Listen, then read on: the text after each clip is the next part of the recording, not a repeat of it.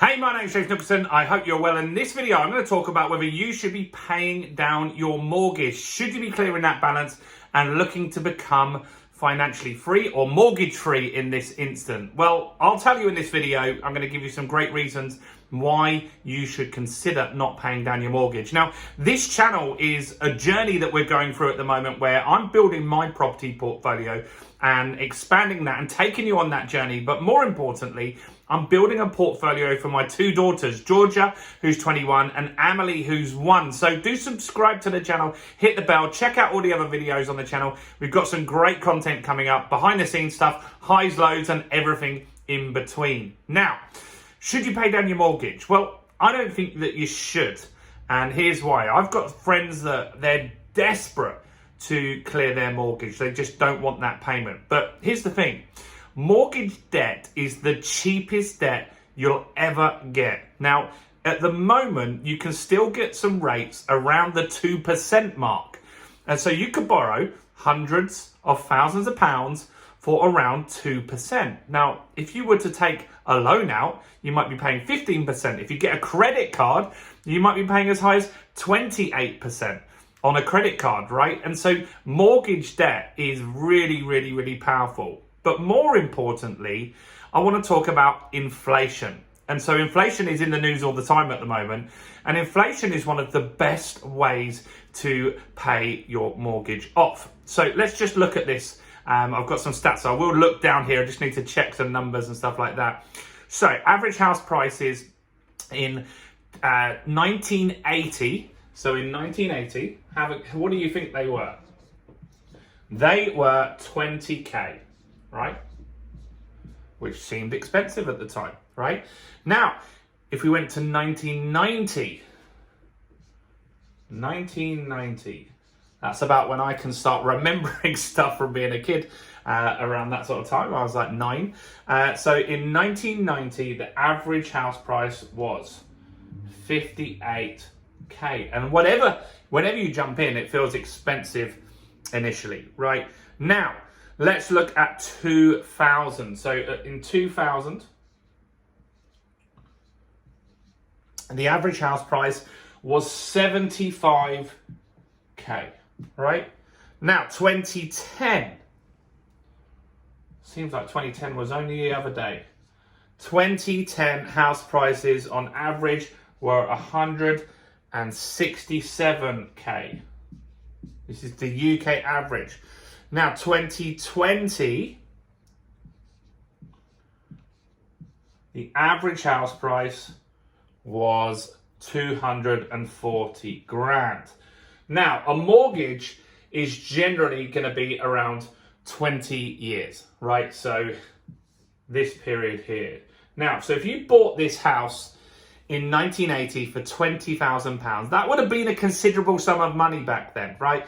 And you would have had to have had a fairly decent job, good credit, and all the stuff that you need, right? Now, with inflation, your salary would go up over time. So I'm sure you'd agree that people in 1980 got paid less than people in the year 2000. The minimum wage goes up and everything like that, right? And so what we're saying here is that in the year 2000, if you hadn't paid off this mortgage, so if you had this mortgage just on an interest-only basis, right, which you can speak to a lender about doing. So if you had this on an interest-only basis, you'd have been paying off the interest for 20 years and you'd still owe £20,000 at the end of that. But £20,000 in 2000 wasn't a lot of money because inflation has made things go up in price, salaries have gone up. And so you could realistically look to pay that down quite fast. You could flip it onto a repayment mortgage if you chose at that point. But if you kept it even 10 more years, then it would be worth £167,000, right? And so you could take equity out of that and you could use that equity, leverage that property. This is what I did, right? So I bought property in 1999 for £45,000.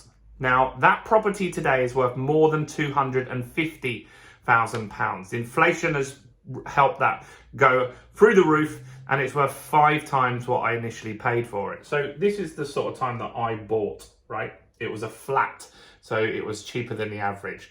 So just 1 year after this, right? Before this, sorry. So I bought for £45,000 a studio flat that we converted into a 1-bedroom flat. Now that's worth £250,000, and you don't want to necessarily pay that mortgage off, because let's just say, for argument's sake, that I owed £100,000 on that, right? Let's just say that we owed 100 grand, and we'll look at today's interest rates, right? So if you look on Money Supermarket, which is just an easy comparison site, so if you borrowed £100,000 now and you paid it on a repayment mortgage, there's a rate on here that's 1.59%, which is pretty good, right? So this would cost you on repayment £400 a month, right? £400 a month, which is all right. However, if you had it as interest only, just interest only, the payment would drop to £133 every single month. Now that would give you more cash flow, more money to spend on other things. You could use the difference between these two numbers here to save another deposit, right? Or just to make your life more comfortable, knowing that, hey, look, I'm not paying anything down here, but in 25 years, 100 grand won't be a significant amount of money. It'll probably be the average salary for every worker in the UK, right? And so you know that having that extra, what are we looking at here? We're looking at, I don't know, say like 250, so £250 extra in our pocket each month just makes life that little bit more comfortable, right? Now, when the value goes up on this property, then say the value goes up to 200, we can release some equity and we can do it on an interest only payment. So the payments are still going to be low, and then we can use that money to invest in our next property. So that's what I did, right? I bought a 45 grand. Then a few years later, the value went up. The market was good, right? And then the market went up, and then I released equity. I then bought another flat in Hastings, right? So I bought my second property in Hastings, and then a few years later, around 5 years later, then this 45 grand property went up in value again. So I took out more equity and used that as my deposit for my properties in Hastings, right? That is where you really start to leverage the money using the asset that you've already got. Now, let's just say this property in Dorking, it was worth 45 grand. It went up to 100 grand in value, right? So let's say it's worth 100 grand. So it's gone up. Now, if I moved out, which I did, then I can put it on a buy-to-let mortgage, right? And they will lend me, if it's worth 100, they'll lend me 75 grand. Now, I owed the bank 45. So that gives me 30 grand I can use as a deposit on my next property, which is what I did on a flat in Hastings. Now I've got to pay the repayments on an interest-only mortgage of the 75, but the tenant is going to be paying me, for argument's sake, £600 in rent back then, and the mortgage was around 200, something like that, right? And so I'm making 300 profit, plus I've taken out the 30 grand, and I'm using this 30 grand on another property that's going to get me £500 rent, slightly less in Hastings, and the mortgage payment was like 150. So I'm leveraging my money. Then when the house went up to like 200 grand, say, right? So now it's worth 200 grand the flat.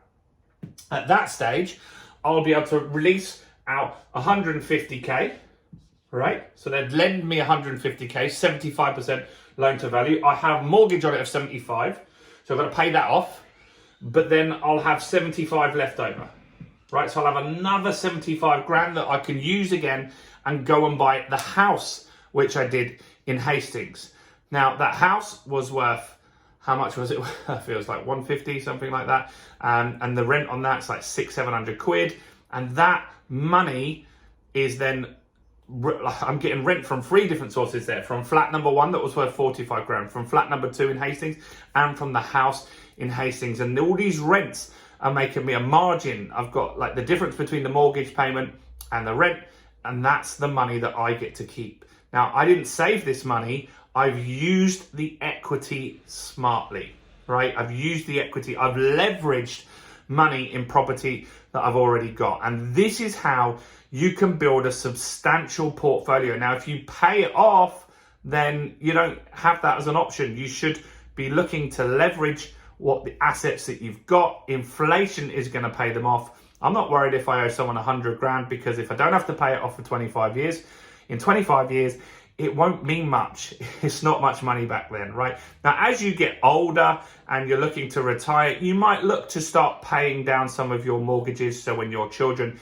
inherit it, it's less complicated for them and stuff like that. So that's something to look at as well. But I thought I'd just run this by you guys. I hope you found this useful. I hope you found it interesting. I'd love to know your questions, so do comment below. Do smash the like button, and remember, join us on this journey. We're doing a lot of updates on our Doncaster properties. You can check those out already on here.